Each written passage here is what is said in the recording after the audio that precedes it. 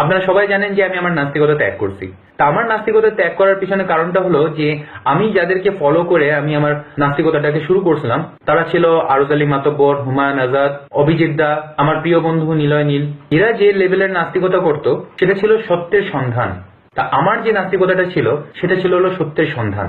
নাস্তিকতা ত্যাগ করলাম এই কারণে বর্তমানের যে নাস্তিকতা সেটা কিন্তু আর সত্যের সন্ধান নাই, সেটা হয়ে গেছে ধর্ম বিরোধিতা। ধর্ম যেটাই হোক না কেন সেটার ভিতরে যদি সত্যও থেকে থাকে সেটার বিরোধিতা করো। আমি আমার পরিচয়টা যেটা রাখতে চাই, এই পরিচয় আমি মানুষের মাঝে বাঁচতে চাই, সেটা হলো আমি একজন মানুষ, সামান্য একজন মানুষ, ভালো মানুষ হওয়ার চেষ্টা করতেছে, যার কাজটা হলো সত্যের সন্ধান করা। আমাকে যদি আপনারা সত্যের সন্ধানী সামান্য মানুষ বলেন তাতে ভুল হবে না। এই যে বর্তমান যুগে যে নাস্তিক গুলো আছে তাদেরকে নাস্তিক না বলে তাদেরকে যদি ধর্ম বিরোধী বলা হয় সেটা সবচেয়ে অ্যাপ্রোপ্রিয়েট হবে। এই ধর্ম বিরোধীদের এইমটা কি? পৃথিবীর থেকে তারা ধর্মটাকে ছুঁড়ে ফেলে দিবে। সেই সকল নাস্তিকদেরকে বলতে চাই, ভাই পৃথিবীর থেকে ধর্ম ছুঁড়ে ফেলার আগে ধর্মটা কি জিনিস সেটা জেনে নাও।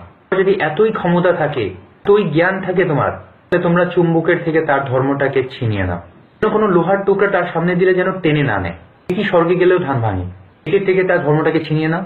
সচিন তেন্ডুলকারেরও কিন্তু একটা ধর্ম আছে। সচিন তেন্ডুলকারের ধর্মটা হলো যে সে ক্রিকেট খেলবে। রবীন্দ্রনাথ ঠাকুরের কিন্তু একটা ধর্ম আছে। রবীন্দ্রনাথ ঠাকুরের ধর্মটা হলো সে গীতাঞ্জলি লিখবে। আমার দৃষ্টিতে সহজ ভাষায় এটাই যার কর্ম সেটাই তার ধর্ম।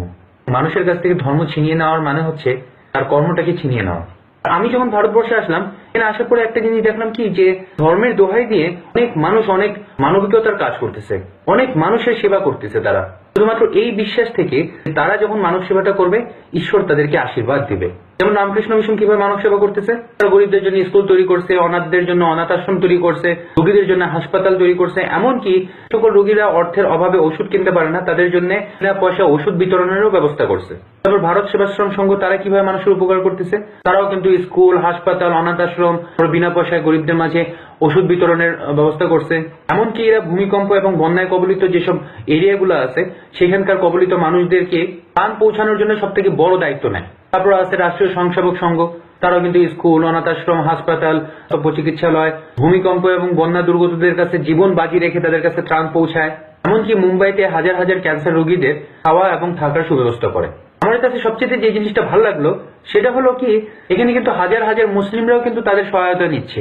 তারা যখন সেবা করতেছে তারা কিন্তু কখনোই জিজ্ঞেস করে না যে তুমি কি হিন্দু না মুসলিম, তুমি যদি মুসলিম হয়ে থাকো তাহলে তোমাকে দিব না, অথবা হিন্দু হইলে তোমাকে দিব, এরকম কোনো বক্তব্য কিন্তু তারা দেয় না। তারা হিন্দু হোক মুসলিম হোক মানুষ তো, এটা কি বলে মানব সেবা। কিন্তু এই সেবাটা কি কারণে হচ্ছে? শুধুমাত্র ধর্মের কারণে। এখন আসি ওই ধর্ম বিরোধী নাস্তিকদের কথায়। তারা আসলো, তারা আসার পরে এই যে বড় বড় ধার্মিক সংগঠন যেগুলো আছে তাদের কাছে প্রচার শুরু করলো, ঈশ্বর বলতে কেউ নাই, ধর্মগ্রন্থ সব মিথ্যা, ঈশ্বর কারো মঙ্গল করতে পারে না, মানব সেবা করলে কোনো পুণ্য হয় না, তাই যতটুকু সময় আমরা পৃথিবীতে বেঁচে থাকি শুধুমাত্র নিজের জন্য আমরা বাঁচি, আমরা স্বার্থপর হয়ে যাই। এই জিনিস বুঝানোর পরে এইসব ধর্মীয় সংগঠনগুলো যদি সত্যি ধর্ম ত্যাগ করে ফেলে, ক্ষতিটা কার হচ্ছে? ওই সব মুম্বাইতে যেসব ক্যান্সারের রোগীগুলো আছে তাদের খাওয়া দাওয়ার ব্যবস্থা হবে না, অনাথ বাচ্চারা আর অনাথ আশ্রমে থাকতে পারবে না, রাস্তায় ঢুকে ঢুকে তাদের মরা লাগবে। এই ধরনের ধর্মবিরোধী নাস্তিকরা সমাজের কল্যাণ করতেছে নাকি অকল্যাণ বয়ে আনতেছে? একটা এক্সাম্পল দেই। একজন ক্যান্সারের রোগী, ডক্টর আমাকে বলে দিল সে মাত্র আর 25 দিন বাঁচবে, কিন্তু ওই রোগীটার একটা বিশ্বাস আছে, রোগীটার মধ্যে একটা বিশ্বাস আছে যে ঈশ্বর আমাকে বাঁচাবে। আমি তখন কি করবো জানেন? আমি ওই রোগীটার পাশে বসবো, আমি বলবো কি যে হ্যাঁ তুমি ঈশ্বরের কাছে প্রার্থনা করতে থাকো, আমার বিশ্বাস সেই ঈশ্বর তোমাকে বাঁচাবে, তুমি শুধু মনোবল হারাও না, এই বিশ্বাসটা রাখো, ঈশ্বর তোমাকে বাঁচাবে। আমার এই বক্তব্যের কারণে কি হবে জানেন? ওই রোগীটা যেখানে 25 দিন বাঁচতো সে তখন 35 দিন বাঁচবে। 10টা দিন বেশি যদি তার শুধুমাত্র ওই বিশ্বাসটার কারণে বেঁচে যায়, 10টা দিন বেশি বাঁচলো শুধুমাত্র ওই বিশ্বাসটার কারণে, সে কি 10টা দিন বেশি পৃথিবীটা দেখতে পারলো না? আমার দৃষ্টিতে এইটা মানবিকতা, যে একটা মানুষকে আমি বাঁচায় রাখতে পারছি কয়দিন।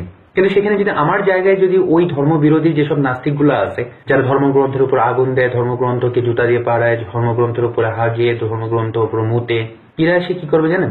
ওই রোগীটাকে বলবে কি, শোন ঈশ্বর বলতে কেউ নাই, তোর ক্যান্সার হয়েছে, তোর ব্লাড ক্যান্সার, তুই ঢুকে ঢুকে মরবি, তোকে আর কেমোথেরাপি দিয়েও বাঁচানো যাচ্ছে না, ডক্টর বলে দিছে তুই মরে যাবি, 25 দিন মাত্র বাঁচতে পারবি, কোনো ঈশ্বর তোর বাঁচাতে পারবে না, কারণ ধর্মগ্রন্থ মিথ্যা, ঈশ্বর মিথ্যা, সত্যটা হলো তুই মরবি। এটা বললে কি হবে জানেন? ওই যে রোগীটা যার আয়ু ছিল 25 দিন, সে মাত্র 5 দিনে মারা যাবে। তার জীবন থেকে 20টা দিন ছিনিয়ে নেওয়ার অধিকার ওই ধর্মবিরোধী নাস্তিককে কে দিল? আমার দৃষ্টিতে ওইটা অমানবিকতা।